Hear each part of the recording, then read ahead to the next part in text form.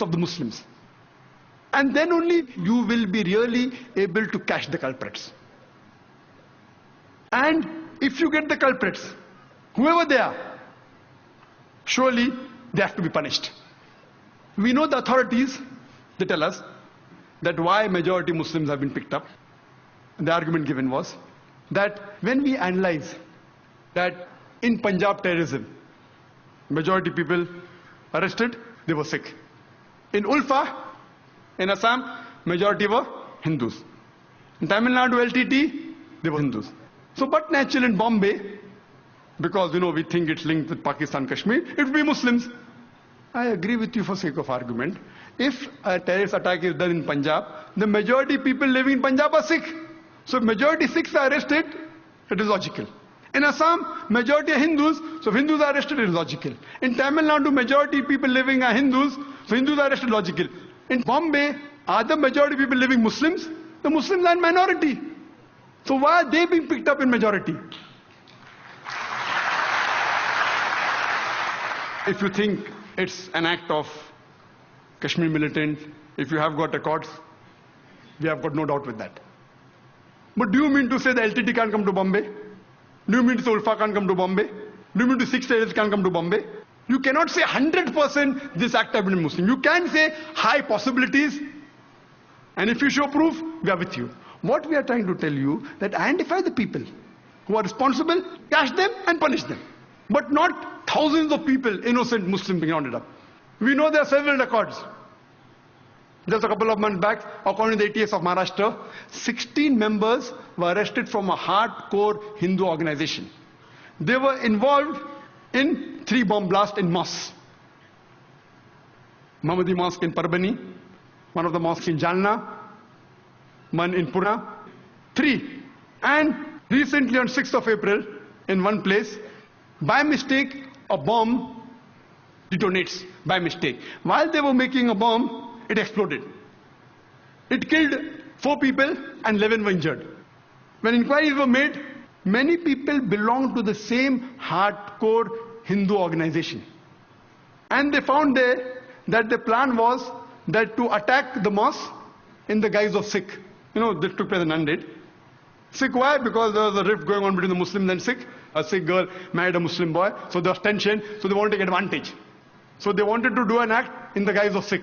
There are cases we know that Hindus have attacked wearing caps and beards. So you can't say 100% Muslims are involved. Maybe high possibilities, I'm not saying no. Recently, a few days back, on Friday, 8th of September, 4 bomb blasts took place in Malegaon. One outside one of the mosques, one outside a graveyard, in which 35 innocent Muslims were killed and more than 100 innocent Muslims were injured. Again, prime suspect, LET. Can be, but not prime. Imagine, it is a game plan. It's a name game. If you go to America, it's Al-Qaeda. Here it is LET. According to an article that came in the DNA on the 6th of September, a person by the name of Joseph, he writes that the foreign experts, they tell that if you involve yourself too much in the blame game, you lose focus and the main culprits are never caught. You do a proper investigation. If really they're caught, they have to be punished. Irrespective whether the terrorists are Muslims or non-Muslims, whether they belong to Kashmir, whether to Pakistan, whether Ulfa, whether LTT, if they are proved to be involved in that, they should be punished. I am not here to support any terrorist act, not at all. But if you want to get to the bottom of it, you should know that this should be done meticulously. We should take the citizens in confidence. One of the other cause is the media.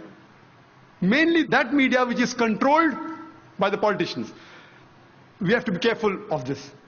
And this media, they can convert black to white, day to night, hero into a villain, villain into hero. And we see that very often. If you see my tapes, I've given very such examples. But in India, it's fortunate that the more popular media is not controlled by the politicians. And we find that this media really gave the true picture. Whether it be the Gujarat riots, the Bombay riots in '93, or even today, the innocent Muslims are being harassed. The media, whether it be the newspaper, the news channels, they have really given a true picture of what's happening. Not 100%. Sometimes they get involved in news which is sensational. So when they get the news without checking up, they give it. If it's sensational, they give it. But as a whole, we have to agree, the media has been honest. I'm talking about non-Muslim media. I'm not talking about the Muslim media. And here we find that they were honest and they projected the real picture. But what we have to be careful is of the media which is controlled by the politicians. And as far as the judiciary system is concerned in India, the innocent citizen of India, especially the Muslim victims, we have faith in the Indian judiciary system. Though some people say that some are corrupt, they are blaspheming the community, but as a whole, we know most of the judges, they are upright and they are honest. We only hope that these people are not influenced by the politicians. So far I know most of the judges, they don't care much for the politicians. If once the politicians get hold of the judiciary system, then God save this country. Yet we have faith in the judiciary system. And to conclude, we have to realize that since we know that the cause of terrorism is injustice, the cause of terrorism is wrongdoing to a particular group of people, this thing should be stopped. How can we stop? As I mentioned, number one, the politicians, they should be honest, they should be just. They should not go for the vote bank and do things which are wrong. Once they're honest and they're just, irrespective they lose their seat, you see to it that terrorism will stop. Point number two, the innocent Indian citizens, they should not be instigated by the politicians and do wrong things and kill other innocent human beings. Point number three, the police, they should be upright. They should be just. If someone is being harmed, they should see to it that is protected. They should not be ploy of the politicians. I know there are times that they can be transferred, but if every policeman in India is honest, the new policeman who is transferred will also be honest. So what will the politician do? If 100% of the policemen, I'm not blaming all of them, please don't get me wrong. I know most of them honest, they want to do, but because they're under the pressure of the politicians, they're afraid that they'll be transferred, they'll be harassed. But if all the policemen get together and say, let's all of us be honest, if they transfer you, the new person coming will also be honest. So there itself, most of this trouble of injustice will stop. And last but not the least, people cannot take the law in their hand. They cannot kill other innocent human beings, even if they belong to the same community who has done injustice on you. If we take this and we see to it that injustice is stopped, then surely India will be a very good country. It is estimated that in the next, by 2020, India would be a superpower. If all the Hindus and Muslims, if we live together, if we love each other harmoniously, we may have our differences. The differences will be there. We live with our differences, but we love each other and we live peacefully and harmoniously. Again, India will be a superpower. And Mahatma Gandhi, he said that if India has to improve, it should be ruled by a dictator as honest and as upright as Hazrat Umar. May Allah be pleased with him. Mahatma Gandhi, the father of our nation, he advised the best thing India can do is have a dictator like Hazrat Umar. May Allah be pleased with him, radiallahu anhu. He was an honest person. When it came for justice, he did not see whether he is a Muslim or non-Muslim. For justice, he gave justice. Therefore he got the title Al-Faruq, the person who differentiated truth from falsehood. I started my talk by quoting a verse of the Quran from Surah Isra, chapter number 17, verse number 81, which says, وَقُلْ جَاءَ الْحَقُّ وَذَاقَ الْبَاطِلِ إِنَّ الْبَاطِلَ كَانَ زَهُوقًا. When truth is heard against falsehood, falsehood perishes. For falsehood is by its nature bound to perish.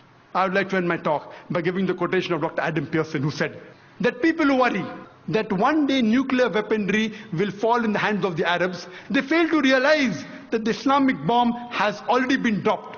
It fell the day Prophet Muhammad, peace be upon him, was born. Wa akhiru da'wana alhamdulillahi rabbil alameen.